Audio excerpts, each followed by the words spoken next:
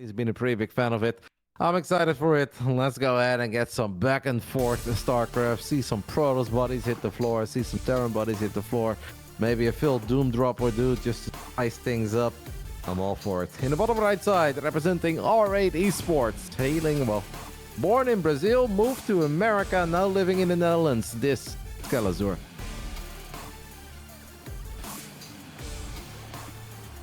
And the upper left from Montreal, from French Esports, his name is DisK.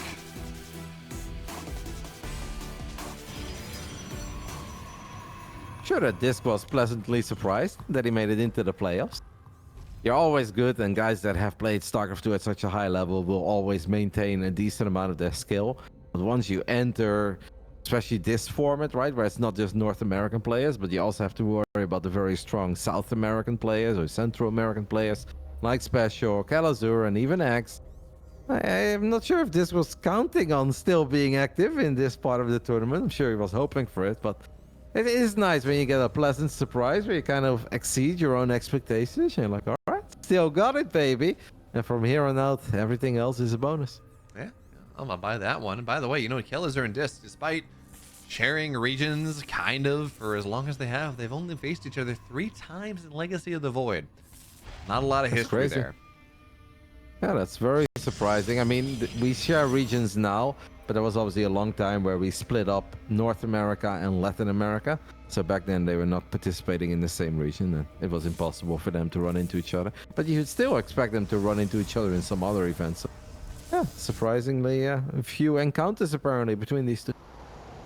What I do like, though, you talk about surprisingly few encounters. One way to leverage that is to go eBay block your opponent's natural, because they'll never expect it. Or, you know, I don't know. I don't know if that's true or not, but Kelazhur has gone, and he has blocked the natural of DisK. And by the way, not only did he block it, he sends the SCV into the end. This is a 99.9% complete eBay. This is the longest it can... Man, if Kelazhur wanted to be really annoying, he could go in and try to drop another eBay next to it and just really lean in. But that's not going to happen. So he gets the cancel off. Minimum HP left. Delays DisK's natural for quite a while. And now Reaper's going to dive in. Zealot wants to run to the other side, but okay. Stalker's there. Not going to get that much more, but DisK already kind of in an awkward situation. Yep, later expand than he planned, and that SCV that first built the eBay is now chilling in the top side of the map, and that always gives me starport vibes. And if we have starport vibes, we worry about Hellions, we worry about Hellion drops. Since the Reaper of Kelazhur is going to jump into the main base, wants to know what is the tech of choice, now knows that it's a Twilight Council. And if he wanted to go for a Hellion drop, I mean, he should be even happier right now. The Zealot Scout, though, is actually pretty good here. Oof, imagine if he would have been able to be there like half a second earlier. They can put it underneath the factory, and for a single Marine to kill a Zealot, that would take forever. Kelazhur's entire build was ruined. Oh, lucky there for this, because that would have been a great little interaction. We've seen it sometimes in the past where a probe shows up at a picture-perfect moment, and then you can warp in a pylon next to that reactor, and the factory can't land. And then that can be a game-winning pylon. If I was this right now, I would be almost convinced that this is a Hellion drop, because what else could it be when the high ground CC is there? You obviously don't see a starport, you don't see any other barracks units. Like, this must be proxy starport, right? I'll buy that, but... The vision you have from the main base, it's not that uncommon for a starport to be just out of vision, right, from where the Zealot would be able to see. So I think that's definitely something that is on DisK's radar. Does he know 100%? He may be thinking that's what it is.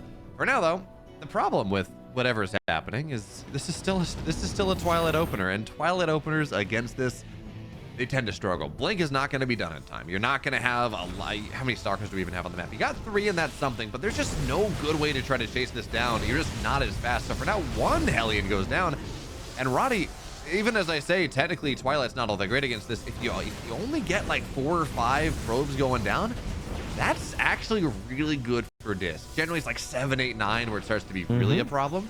If he gets away with 5 here, he's not unhappy. No, I'm with you.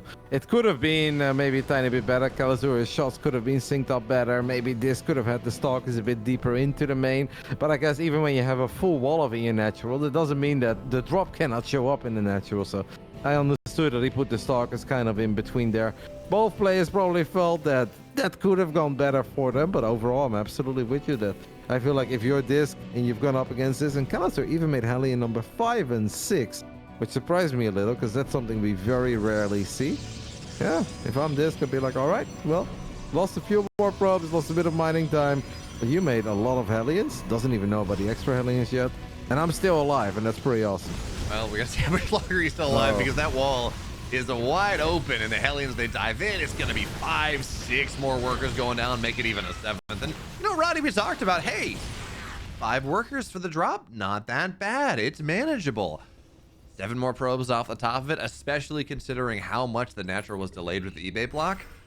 All of a sudden, you are, if you're DisK, you're much less happy. So he's gonna see what he can get done with these stalkers. He's got a potential blink in the main base. Stalker's already somewhat wounded, and there's a tank defending everything. Stalkers need to get a lot done here, and I don't know how much they're really gonna be able to do. No, that's not a safe spot, by the way, so that tank will just keep on shooting at these stalkers. All 4 stalkers very low in HP, 2 of them already dead. Third one is going to fall as well. And this game has just gone from kind of okay to really bad for DisK. What feels the worst is that you know that if a Hellion drop shows up that early that you simply don't have that many units, but it's the follow-up Hellions that are supposed to accomplish so little that those are the ones that actually got 7. That's just really painful, right? Because if you do have units on hold position in the wall of your natural, you lose nothing there. Now 2 more Hellions show up, and 2 Hellions can also kill a lot of probes quickly. As all of DisK, his stalkers are on the other side of the map, he's probably wondering where on earth are they getting these Hellions from, and how many freaking Hellions did you make? It is 7 workers again, make it 8, could be 9, perhaps even more. It's a bit of a nightmare for DisK at this point. It started off so promising, but it's gone downhill real quick. Oh, this doesn't feel good. And now here's the move out. Blink or +1 stim combat shields all just about done right around the same time. Kelazhur, this is a classic timing, right, Roddy? 7:30, you move across the map with everything. Now, maybe a medevac's a little exposed. Stalkers might try to find that before everything's ready. And charge will be done by the time that Kelazhur shows up on the other side. So, you know, charge good against this army, certainly. The problem is it's a significant supply lead. Even if, as long as Kelazhur trades well enough, even if he doesn't kill his opponent, the economic advantage that he's been able to build for himself is, I'm not going to say insurmountable, but extremely relevant. So Zealots are warping in. +1 is done here. Kelazhur has the tech that he needs to defend this, but the question really is whether he has the supply. And the force field for now are going to be a pretty solid start. Now he has to back up a little bit because the force fields making life even harder. But he does knock down some of the bio at the start. Yeah, I feel like it's just a matter of time though before the reinforcements show up, and that's where it gets a whole lot worse. Kelazhur playing a little bit of World of Tanks here. As tank number 4 shows up, not many bio units remaining, but even less Protoss units remaining. In the end, all the sentries die, the stalkers die. We have warped in a few more zealots. DisK is gonna try to empty his pockets and see if we can find some pennies for a few more stalkers. But if you blink for the first tank, the second tank is going to kill everything. Marauders show up. That will be all zeroed. DisK is no longer going to be able to hold this. Game 1 belongs to Kelazhur, who made an unusual 6 Hellions, and that turned out to be the best decision of all time. Because 4 Hellions, yeah, that wasn't really all that hot. But it's the remaining Hellions that has kind of sealed the deal. And it's really sad for DisK because it's just, A, the first drop is supposed to be so much scarier than like a follow-up YOLO drive-by. And B, it all starts with him moving 4 stalkers to the other side of the map. It's like, it's kind of natural instinct. It's like, okay, I defended, now I'm supposed to move out. But if he kept those units at home, if he was a pleb, where he's like, I'm just going to sit at home. He's cooking, right? Because then he sees more Hellions shows up, he blinks on top of them, loses nothing. Now he runs to the other side of the map, is very vulnerable at home, takes a lot of damage, blinks into the main, loses 2 stalkers. It's just kind of painful. Yeah, you know, it turns out, right, that you can go and you can, at any time you would like, you can go and you can turn in your 6 stalkers and get out about 20 probes. That's the conversion rate, Roddy. I guess that's the conversion rate between the Netherlands and Montreal. I don't know.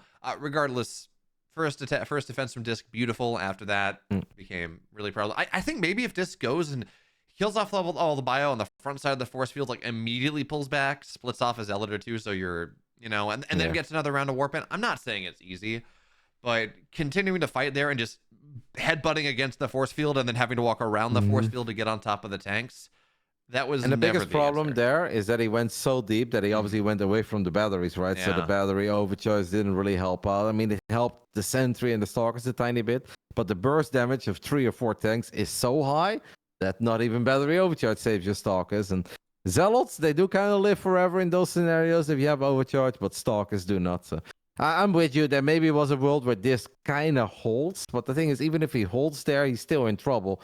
All he's got is a bunch of gateway units, a single forge, 1 upgrade, economically behind. It wouldn't be pretty, but at least we'd still be talking about a game on Oceanborn. So I see where you're coming from, Bio.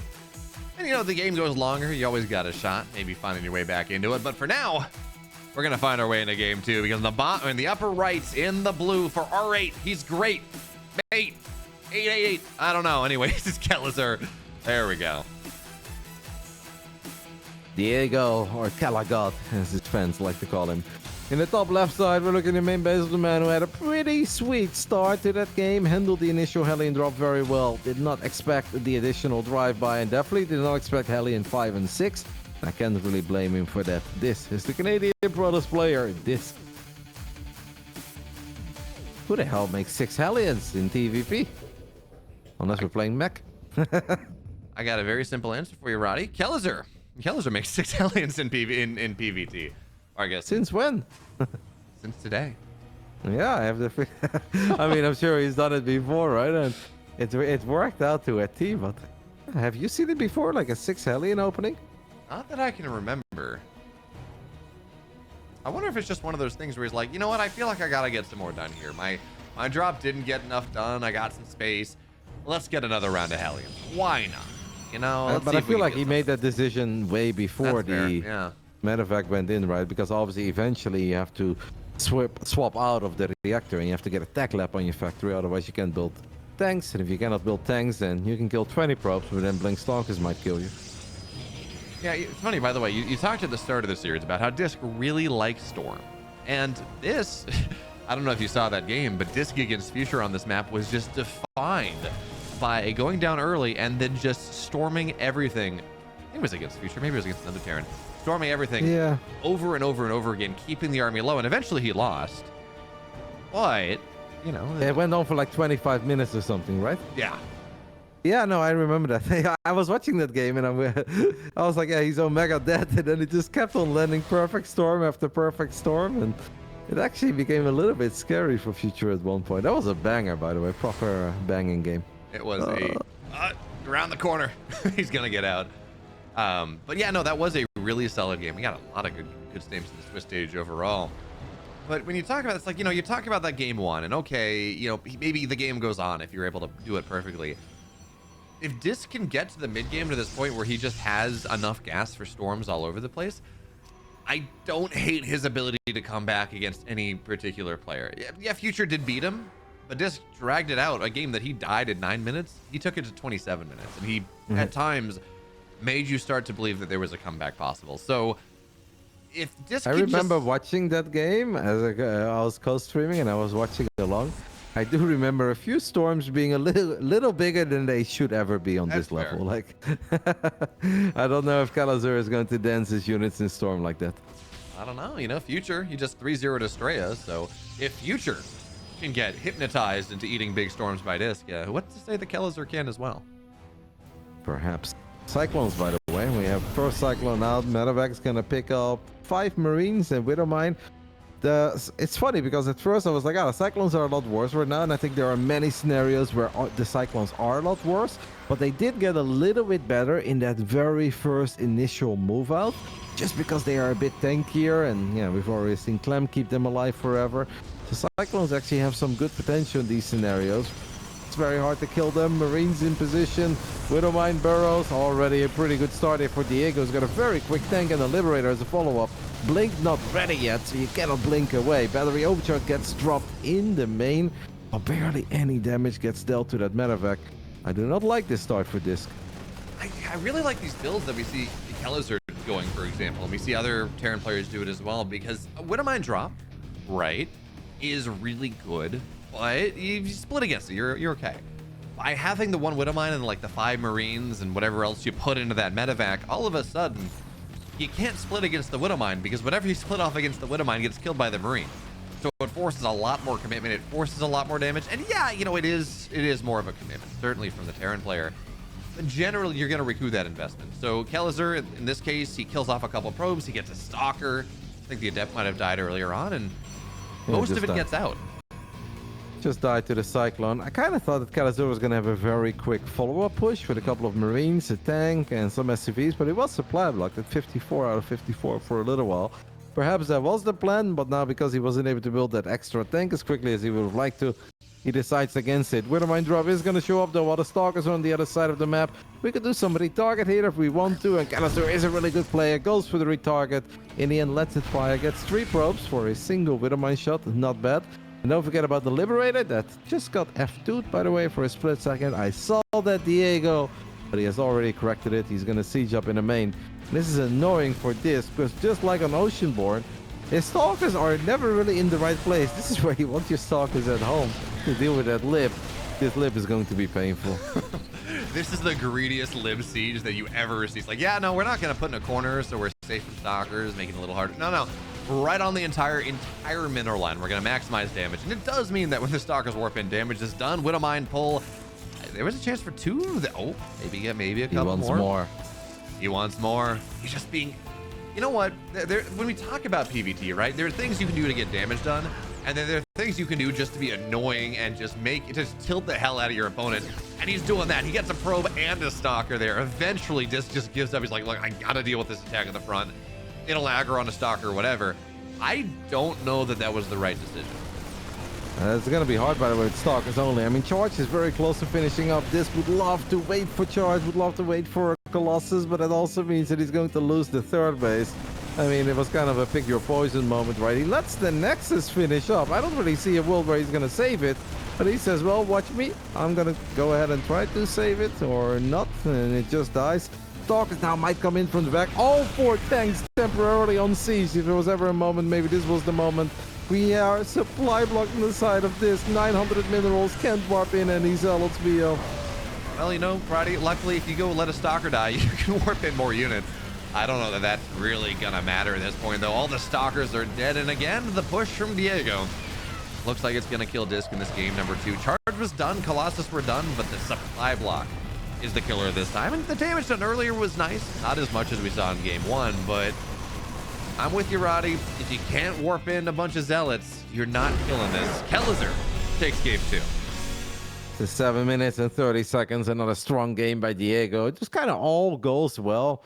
And unfortunately for DisK, it just always feels that his Stalkers are in the wrong place.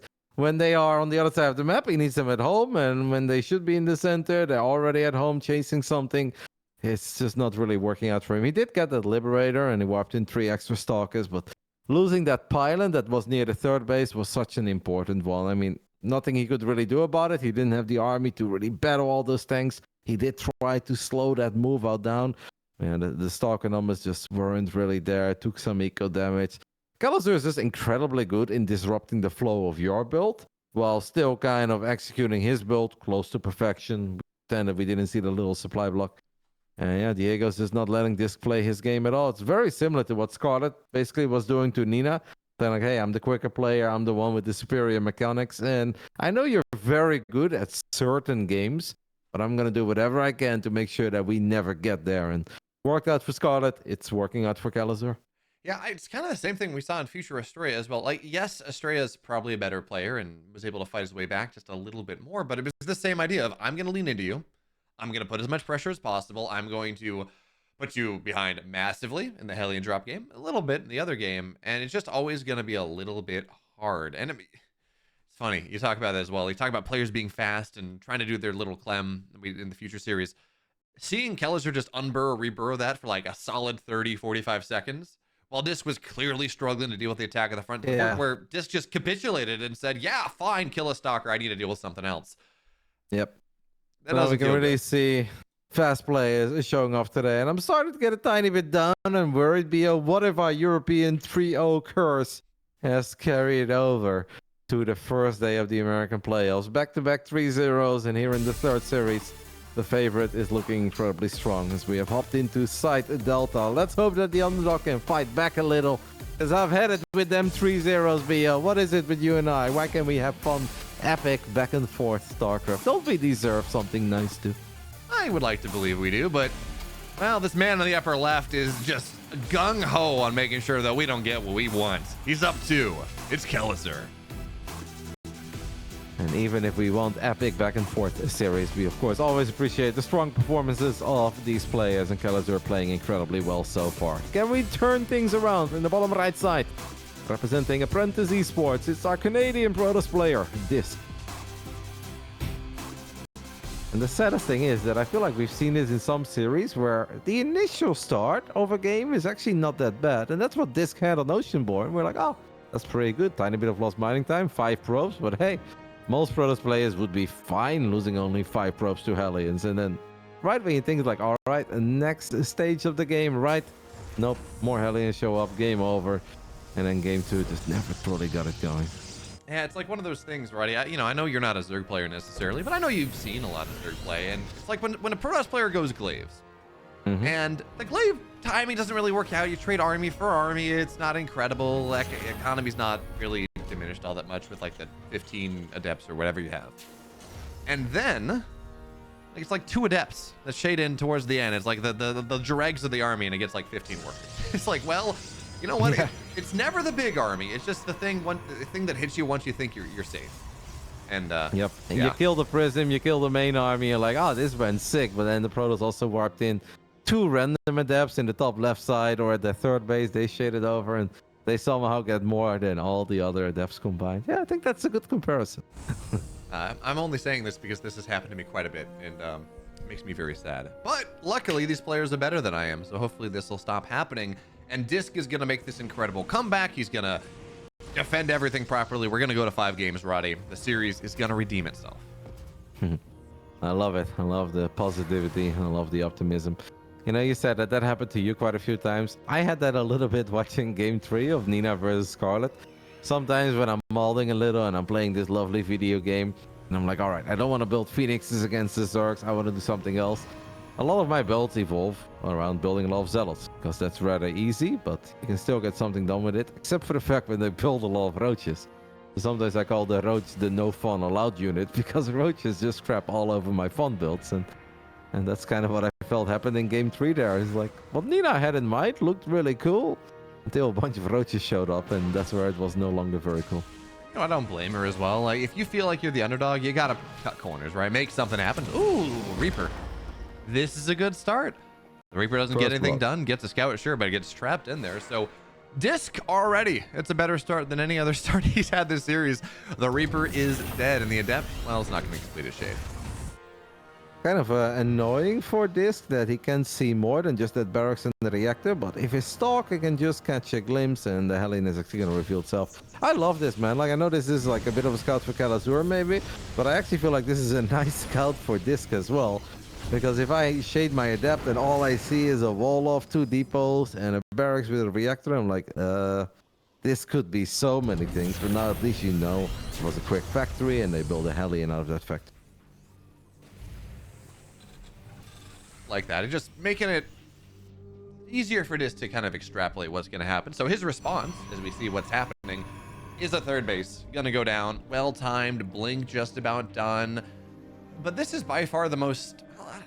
By far, but yeah, this is by far the most standard build that we've seen with Kelazhur in this series. It's a Reaper, it's a Hellion. You're able to get multiple layers of scouting. Behind this, double Widowmine drop. Move on into your 3-1-1. Get ready for 7:30 timing. Actually, probably a little bit earlier, depending on when the tech lab gets swapped over. Add a Raven into things. Like, this is just very standard TVP, which if I'm Kelazhur, I'm on side Delta. That's already kind of a good Terran map. You don't want to do anything that is too non-tank heavy on the factory, because then you can open yourself up to, say, 2-gate blink, which DisK is not going for this game, but you can open yourself up for, 4-gate blink, something like that, like pull on max packs. You're up 2-0. Just play standard. Cross your T's, dot your I's. There you go, Roddy. Make everything happen, and going to the mid game, very happy. I hope for you that American regionals player Foxer did not hear you say that side Delta is a good Terran map. He's gonna be upset as spaghetti with that one, mate. I think he was also trying to say that Crimson Court is a bad Terran map. I know. I'm Fuck like, it. dude. All right, this has 6 more gates on the way, so we're going from 2 all the way up to 8, plus 1 on the way, Zealot Charge on the way. Very standard setup, an easy to play setup. So far, not giving any openings to Kelazhur. Did not do something silly with his Stalkers, did not move them too far out of position. He has an observer on the other side of the map, and he knows that blinking into the main is kind of pointless. So why be there? Why try it? Why not just make sure that you don't take any damage at home? Right when I say that, he's going to move the Stalkers to the other side of the map. That's when the Raven flies in. But I think more than a single probe or 2 probes, this Raven shouldn't really be able to get yet. As long as he keeps an eye on that medevac too. Yeah, I kind of like what you do with the medevacs. Obviously, you don't want to dive in. There are stalkers there. You're just going to lose everything. But this decision that we see Terran players do, where they keep it there. It's like, great, okay. I've got the medevac here. You got to keep army back at home. Maybe you can leverage that later. You force another warp in. It's just a mental thing, right? Where eventually you got to assume as a Terran player that, well, DisK is going to pull his army together. He's going to go and gonna try to maybe attack, or he's got to defend an attack at the front, whatever it is, and that's your opportunity to dive in, drop a couple Widow Mines, maybe get some damage done.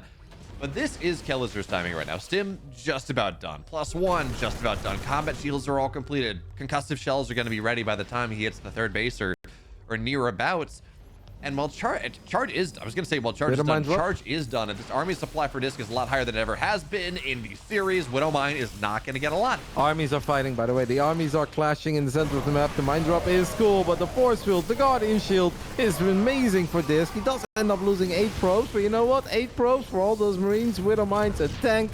I'll take it. As long as you can limit it at 8. It has now gone up to 10. But still, though, he completely smashed the main move out of Kelazhur. There were a couple of things happening there at once. The Widow Mine drop, the big army engagement, the auto turrets. I'd say that DisK took care of the most important thing, and that was the army move out of Kelazhur. Losing 13 probes is awkward, but he's got some map control now. He's got time, and don't forget that he already dropped Templar Archives earlier. We didn't mention it, but now he can fire up Storm, and we may get to see our first Storms of the best of 5. Oh, DisK is very good at the storms, but you talk about where do you trade for. Not only was knocking down the army important because that's a lot of agency for Kelazhur on the map. On top of that, he keeps his 3rd base up. So losing probes, yeah, it's a pain, but you can build 3 probes at a time. He saves the slowed zealots. I love that, and just moving right on forward with the sentries as well. Saying, hey, Kelazhur, you want to fight into this? Half your army's going to get sectioned off. Do not engage into me. So for now, that's not going to happen. And, you know, we talked about wanting to see Storm. First of all, this auto turret, very annoying. But he's not committing into Storm. This is just going to be 1-1 Charge a Lot Archon trying to break down the 3rd base for now. But he does have that 4th base on the way. Yeah, I mean, maybe there is a world where indeed Archons soak up a couple of the Widow Mine shots, or the Widow Mine shots are just not that big, and then a War Prism in the main base with a bunch of Zealots makes lives hard on Kelazhur. But double missile turret is ready. I'm afraid for this War Prism. War Prism needs to chill. There are turrets everywhere. I want to see him just fire up Storm, mine a Storm. Okay, he's actually getting a lot of the mines for free. That's pretty sick. If he does that one more time, I actually do believe we can just go ahead and A-move. Nice Guardian Shield again as well, but quick hot pickup by Kelazhur. I mean, those force fields, even with the hot pickup, they killed like half the armies. The mines are now going to go down, but so too all the zealots. We need to see a warp in right here. But man, you know, Roddy, those Archons got massive shots. Even still, one goes down. The other one's so low here. Kelazhur, some of the power of this army. The Widow Mine, the friendly fire, 14 SCVs go down. I'm talking about how the quality of this army is starting to run through. 1-1's going to be done. It becomes harder for the Protoss player to fight. And then friendly fire kills off 14 SCVs. So, like, what does it even matter? Well, I'm not sure if that was really a victory so far for DisK, and I know that's odd when 14 SCVs go down and the 3rd orbital is flying, but don't forget that DisK does not have a Robo Bay, he doesn't have Storm, and the Bio Army is growing, and if the numbers get a lot larger, that just goes so much better for the Bio Play than it goes for the pure Gateway, man. So now DisK drops a 2nd Robo and the Robo Bay. This does not want to go Storm at all. Well, this was such a dream moment to go Storm. No Ghost Academy. It would have been an incredibly late Ghost Academy. DisK would have been able to just storm that army into oblivion. The Widow Mine friendly fire shot was awesome for DisK. It was the Archon, by the way, that deserves the assist. Softened up a lot of the CVs. And then the Widow Mine definitely got like 6 extra workers or so. That was awesome, but I'm still worried because right now, if you take a look at the two armies, Kelazhur's army is definitely more powerful than DisK's army in a straight-up fight. Yeah, so for now, the Warp Prisms somehow find its way into the main base past the missile turrets, but it's going to be forced back home. We're on double Robo. Colossus are going to be out 2 by 2. Raven doesn't have Interference Matrix.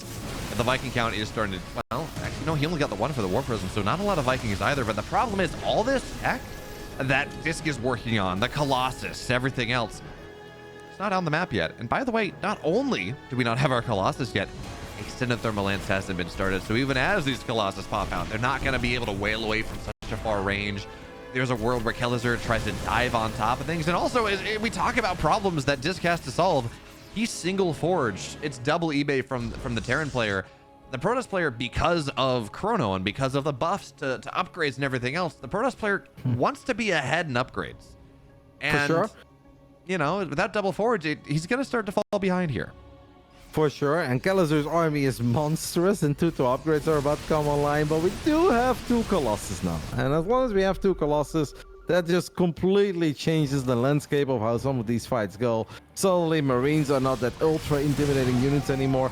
All these Immortals, that is a little bit, excuse me, all these Marauders are a bit intimidating, because Archons and 2 Immortals are going to have a hard time keeping this many Marauders at bay. But I like it more for this now, because we got Colossus, we have Extended Thermal Lens in the way, we're going to get 2 more, and he's still working on some tiny Zealot run-bys, by the way. They may not accomplish a lot, but it's still nice. He finds an SCV here and there. This time around, he attacks the bunker. He's a 4-base Protoss with double Robo. As long as we keep on upgrading BO, we are more than allowed to dream here. Oh man, that is a massive anti-armor missile, making life even. We talk about upgrade leads. It's 2-2 versus 2-1, and effectively 2-2 versus 2-1 with that anti-armor missile on top.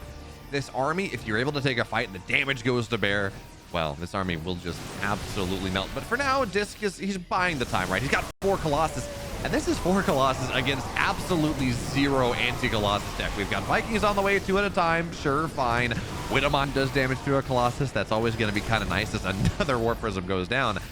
But without 8 Vikings or so, 10 Vikings, something like that, maybe a couple less if you're really able to get your pokes right, Kelazhur is not gonna be able to fight this army. So DisK, he loses the 5th base, sure, but he buys a lot of time to establish his economy even more, get himself more and more into this game. And we talked about double Robo. There's a 3rd Robo on the way.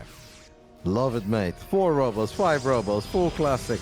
That was the first Warp Prism, by the way, that went down, because DisK did use Rico on his Warp Prism earlier. And I actually feel like he got some decent value out of it in the end. Because of that Warp Prism, Kelazhur reacted a little bit late to that fight in the bottom side of the map, but he still handled it well. Stim back, let the Widowmines do their thing. Repair is going to be very important on this bunker, and Repair will kick off. Will kick in time, Reddit. Do we have any Disruptors? 1 Disruptor. It's all these ground units, though. It feels like it's going to be hard to miss. Will he miss or will he connect? Kelazhur's been showing off just how fast he is really the majority of this series, but, you know, just because you're fast doesn't mean your splits are always going to be good.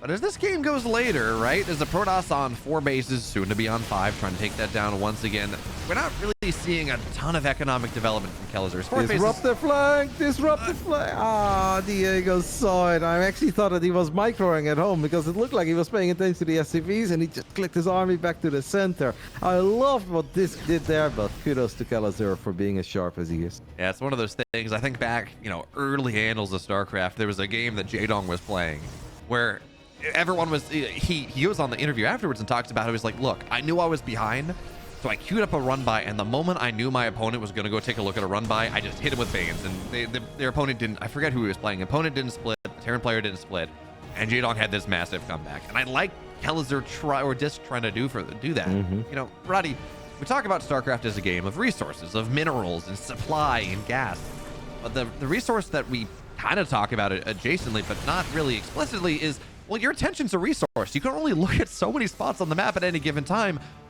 I guess, unless you're Clem. Yes. I'm just happy that DisK is able to play a proper game here, right? Because I feel like those first 2 games, they have to be incredibly frustrating, even if you know you're the underdog. This right here is a game. Kelazhur is playing very well, though, splitting up his army properly. What I also love is that he got Ghosts on the left side, Ghosts on the right side. It just makes it so much more difficult. Once there are a couple of Ghosts, complementing Marines and Marauders. You can't just warp in 8 Zealots anymore. Right-click those Zealots in and hope that they will take care of business. Diego has been outmaneuvering DisK a tiny bit, but DisK still has a terrifying army, and he's got money in the bank for triple robo. It just comes down to that one big fight. Will DisK, his Disruptors, find what they are looking for? You know, Roddy, there's one more problem here. DisK went up to 5 Colossus. And you might say, wow, that's a lot of, like, fine. Colossus are worth a lot of damage. Problem is, each Colossus is a... Okay, that's a big shot. Never mind. I was going to talk about how each Colossus is a ton of supply. It's hard to deal with this, but no, DisK is just going to opt into the fight right now on this idea that the Disruptors got a ton. The problem is this is a massive Terran Concave. And yeah, DisK, I understand the idea of flanking Disruptors, maybe looking for something, but because he committed so much to this Colossus tech and all the supply elsewhere, there are no Stalkers. Nothing deals with these Vikings, not in enough numbers. Roddy, you know, a second ago we had 5 Colossus. Now we have 1, and 1 doesn't do nearly as much. The classic Protoss overconfidence, where you land a Nova, you kill 10 units, you're like, sick, now I can fight the rest of the army, right? And then you realize that you walk into a 4 superior concave, still a crazy amount of bio units remaining. EMPs cover your entire clumped up army because you're the one chasing. Whenever you chase, your units tend to clump up a little bit more. And what was a very good start for DisK turned into a really bad fight in the end. That's such a sweet spot for Vikings to fight as well, right? Around those bushes, around the high ground, impossible terrain for Stalks to overcome. And DisK, just when things started to look a bit better, is in trouble, but we still have a lot of Disruptors. And if we land a few more shots like we did earlier, there is hope. He has already lost 9,000 resources more, by the way, in this game. Take a look at units lost resource tab. That's a serious amount for a PvT. You know, I don't think it was all that bad until he just lost 4 Colossus and a bunch of everything else. The Disruptor's okay, and a second one's going to zone things out for now, but between the Vikings and the Liberators, it's... I mean, DisK has so... he built 5 Colossus. That clearly didn't work, Roddy. So instead he's like, look, I'm going to build 9 Disruptors. That's 27 supply right there. If they don't get the shots off, you're not winning this fight. And Kelazhur just targets them down as they show up. Like, I like the idea. You get a lot of tech-heavy units. Maybe it doesn't work out. But certainly now, as we're looking at 4 Liberators at a time, plus 2 just about done for the air units, Liberator range on the way. Disruptors against mass libs are just not good units. Nope, and DisK is now still just a 4-base Protoss, right? While Kelazhur is already becoming a 5-base Terran. The EMPs once more cover the vast majority of the Stalkers. We have Zealots, maybe some DTs in the top side of the map. First, they take care of the missile turret. Kelazhur should have a scan available or 2.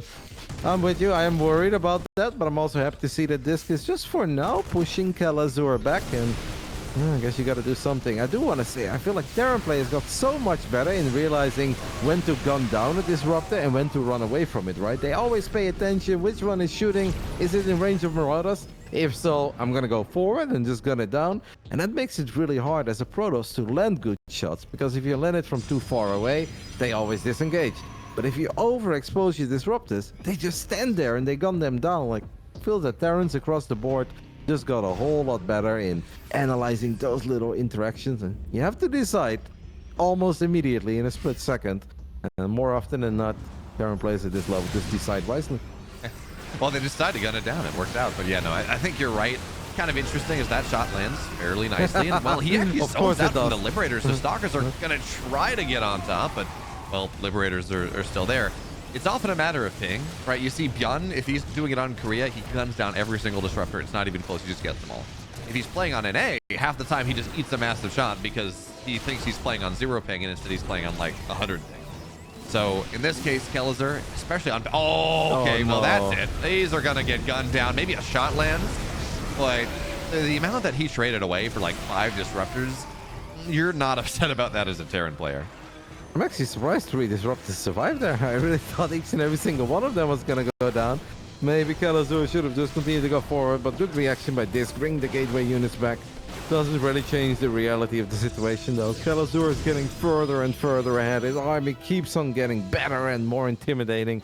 Meanwhile, DisK, who was maxed out once upon a time, had a big bank. This is kind of starting to run out of steam, right? We have a little War Prism that could drop a couple Zealots, but I cannot drop a couple Zealots as the Vikings have made it home. So that War Prism gets denied. Second Prism of the game that goes down. Just kind of feels that Diego has done all the correct things. He really had to work for it. Wasn't a walk in the park like game 1 and game 2. Was even behind at a certain point. But he just played better. Great rotations on the army movement by Kelazhur. Starting to look like this is going to be a very well-deserved victory in game 3. Yeah, you know, Roddy, you talk about, oh, I'm surprised 3 disruptors survived. I don't think there was an EMP on them. So generally, if you EMP the disruptors, they're all dead. Otherwise, they actually have a decent amount of shields, so it's a little bit hard to knock them down. Even still, though, it's 170 supply to 130. Kelazhur, he's taken his, what is that, his 6th base right now. DisK can't really get off 4. It's going to take a miracle shot. And, you know, you talk about miracle shots. Kelazhur and DisK had the opportunity to go for something like that and get Storm much earlier. He didn't, and now certainly Ghost are on the map, so that's not really viable. Looks like DisK wants to go for a base trade because that he cannot fight this army, and I don't hate it. Problem is there's a Liberator potentially on the ramp, and, well, there was. Now it's going to get shut down. Disruptors, by the way, in the natural of DisK. Can we take a look at that? Oh, Kelazhur was paying attention. Still a decent connection there. It's kind of like desperate times call for desperate measures. I don't think that DisK really believes in this base trade, but he may just feel that that's his best choice because he's no longer capable of fighting the army of Kelazhur straight up. Kelazhur is paying attention. He is making the right calls once more. It's 115 army supply against 68. Letot would tell us that the supply does not lie, and in this case, BO, he's correct. And, you know, at the end of the day, Roddy, Kelazhur has better circles than DisK does. The circles beat the spheres. What's happening in this game. Kelazhur has another 3-0. Roddy,